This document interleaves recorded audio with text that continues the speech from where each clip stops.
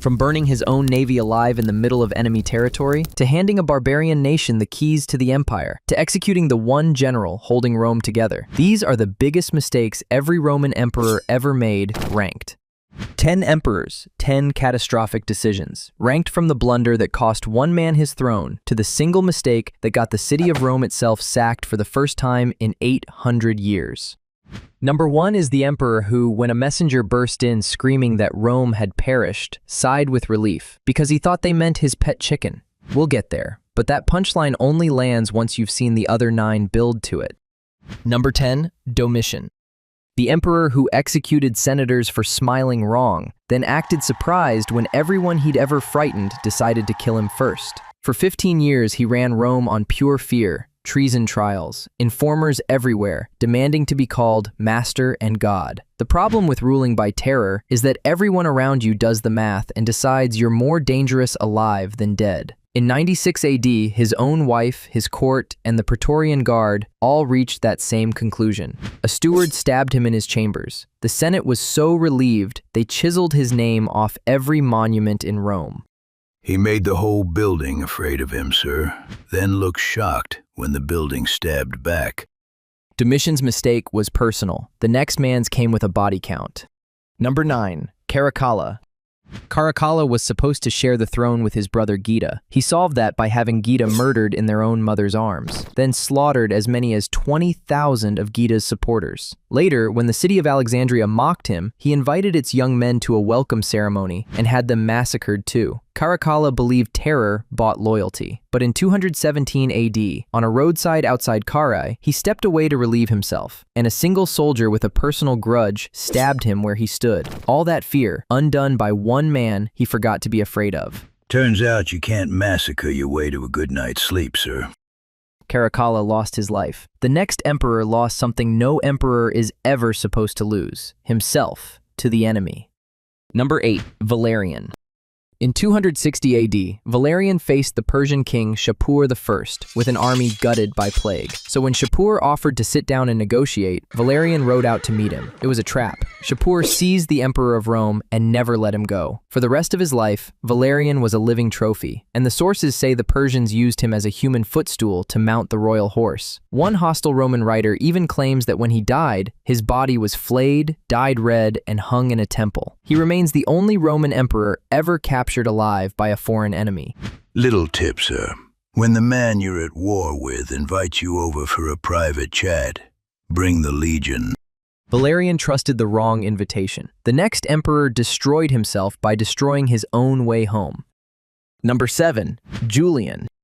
Julian was genuinely brilliant, philosopher, general, the last pagan emperor out to rival Alexander. In 363 AD, he marched a huge army deep into Persia and reached the enemy capital. Then he made a call historians still can't explain. He burned his own supply fleet, over 1,000 ships, so his men couldn't retreat. The capital didn't fall. Now stranded in hostile land with no food and no way out, his starving army had to fight back through endless ambushes. In one skirmish, Julian rode out without his armor and took a spear to the gut. He died that night, and organized paganism died with him. He burned the boats so nobody could quit, sir. Genius, right up until everyone needed the boats. Julian doomed an army. The next mistake belongs to the greatest emperor on this list, which is exactly why it stings. Number 6, Nero. Forget the fire and the fiddling for a second. Nero's real fatal mistake was quieter. As paranoia set in, he began forcing his best generals and advisors to die, one by one. The worst loss was Corbulo, Rome's finest commander, adored by the legions, ordered to fall on his sword over nothing but suspicion. Nero never grasped the one rule every emperor survives on. Your power is the loyalty of the men holding the swords. He spent years teaching that army he'd turn on them for no reason. So in 68 AD, when Galba revolted, Nero looked around for someone to defend him and found an empty palace. Everyone who could have saved him was already dead by his own order. He fired everyone qualified to protect him, sir, then wondered why the room went so quiet. Nero threw away his protectors. The next emperor threw away 3 entire legions on one bad read of a man. Number 5, Augustus. Augustus was Rome's greatest emperor, and even he made a mistake that haunted him to his deathbed. He handed Germania to Quintilius Varus, a tax administrator, not a soldier, and trusted a local prince, Arminius, to guide him. Arminius was secretly uniting the German tribes. In 9 AD, he led Varus and 3 full legions, some 15,000 men, into the Teutoburg Forest, where the tribes annihilated them over 3 days. Rome lost a tenth of its whole army in an afternoon. Augustus was never the same. For months, he reportedly banged his head against the palace doors, groaning, "Quintilius Varus, give me back my legions." Rome never seriously tried to hold Germania again. One bad hire, sir, and the border didn't move back for 400 years. Augustus lost 3 legions. The next emperor lost 2/3 of an entire army, and the frontier with it. Number 4, Valens. In 376 AD, an entire Gothic nation, fleeing the Huns, begged to cross the Danube and settle peacefully inside the empire. Valens let them in, fine, if he'd fed them. Instead, his corrupt officials starved and cheated them until the Goths rose in armed revolt. 2 years later, Valens cornered their army near Adrianople. His nephew was marching to reinforce him. All Valens had to do was wait. But he wanted the glory alone, so he attacked in the afternoon heat with tired troops and terrible intelligence about the enemy's numbers. It was a massacre. 2/3 of the Eastern Roman army was wiped out, and Valens vanished, most likely burned alive in a farmhouse his guards had dragged him into. Historians mark Adrianople as the beginning of the end of Rome. Reinforcements were 1 day out, sir. He couldn't wait 1 day. Valens lost an army because he wouldn't wait. The next man lost the future by choosing his heart over the empire. Number 3, Marcus Aurelius.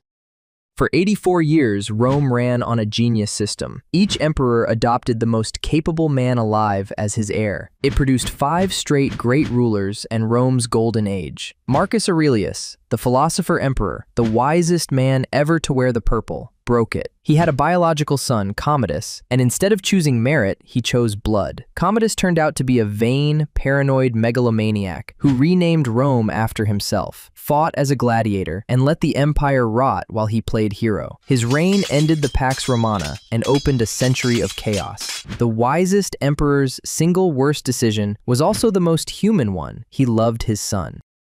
The one time being a good dad was the wrong career move, sir. Marcus ended a golden age. The next emperor made a mistake that split Rome in 2, permanently. Number 2, Theodosius. Theodosius was the last man ever to rule a united Roman Empire. On his deathbed in 395 AD, he split it between his 2 young sons. Arcadius got the east, Honorius the west, and neither was remotely ready. The empire never reunited. The richer east would survive another 1,000 years. The west, handed to a frightened boy, collapsed within a single lifetime. Theodosius didn't lose a battle or a legion. He drew a line down the middle of the greatest empire on earth and gave the weaker half to the weaker son. He cut the strongest empire in history clean in half, sir, and gave the worse half to the worse boy. And that boy, the one who inherited the dying West, is our number 1. Number 1, Honorius. Honorius was weak, terrified, and ruled the crumbling West from behind the safe walls of Ravenna. The one thing holding the West together was his brilliant half-Vandal general, Stilicho, who'd thrown back invasion after invasion. Then, in 408 AD, jealous advisors whispered that Stilicho wanted the throne, and Honorius had him arrested and executed, then let his soldiers massacre the families of Stilicho's Gothic troops. 30,000 of those troops defected on the spot to the warlord Alaric. With Rome's best general dead and its army gutted, nothing stood in the way. In 410 AD, Alaric's Goths sacked the city of Rome, the first time it had fallen to a foreign enemy in nearly 800 years. And here's the part you were promised. When a messenger reached Honorius crying, "Rome has perished," the emperor gasped in horror because he owned a prize chicken named Roma and thought his bird had died. Told it was the city, not the bird, he simply relaxed. The man who caused the sack of Rome was mostly relieved about his chicken. The city burns, sir, and his first feeling is chicken-related joy. Number 1, and it's not close. That story comes from the historian Procopius and may well be a legend, but it captured exactly how Romans felt about the man who lost their city.